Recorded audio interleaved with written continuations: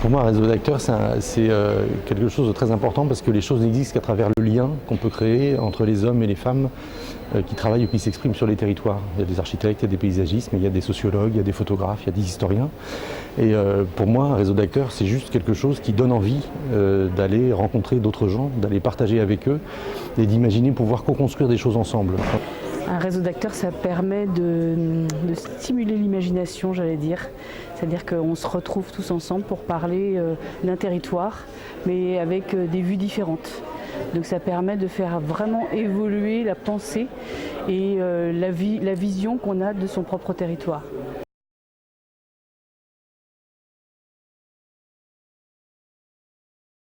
Donc mettre de la chair à travers des pratiques de coopération qui permettent de rapprocher de façon durable acteurs franciliens, acteurs normands, alors que, contrairement à ce que donne l'apparence de la géographie, ce n'est pas naturel. Est-ce que c'est le modèle agricole qui doit façonner le territoire ou est-ce que c'est le territoire qui offre un potentiel agricole et agronomique qui doit être lu et valoriser? Se nourrir, ça fait partie des nécessités, mais en France, ça fait surtout partie du plaisir collectif et d'être ensemble. Les mutations, elles peuvent avoir eu lieu aussi il y a très longtemps et on peut encore en être tributaire, donc c'est important aussi de se poser la question du temps long. Rappeler qu'il n'y a pas deux modèles, le modèle industriel et puis le modèle amapien ou le modèle de la petite agriculture.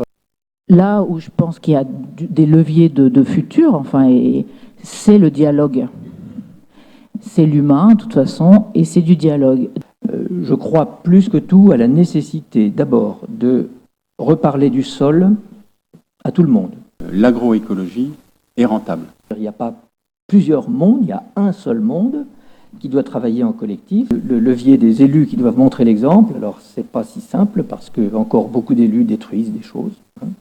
Un maire, en l'espace d'un mandat, peut vous détruire un village ou une ville s'il a des mauvais goûts. Et s'il a envie de couper toutes les haies ou abattre tous les talus au choix ou reboucher les mares. Voilà, il y a plein de modèles à inventer et effectivement, ça suppose de ne pas être figé. La collectivité locale a un rôle moteur à jouer. Les agriculteurs de fait, et puis tous ceux qui sont nos conseils, comme les CAUE, les agences régionales d'environnement, etc. Et tout ce noyau ne pourra, et à mon avis, on ne pourra réussir que si nous travaillons ensemble. Les réseaux d'acteurs servent à partager les expériences, à analyser les conclusions, à les remettre en question. Donc c'est effectivement un travail d'échange. C'est la complémentarité, c'est des choses qui sont très différentes et qui s'additionnent. C'est l'écoute des autres, c'est le fait d'accepter de remettre en cause ses propres avis, ses propres analyses au profit d'éléments qui nous sont apportés par d'autres. C'est en fait une source d'enrichissement continuel. Un bon point d'étape, voir que les années passées, presque 3 années, là ont mis beaucoup de choses en route, beaucoup de documents, beaucoup d'écrits, des films, etc. Et donc savoir que ça va continuer.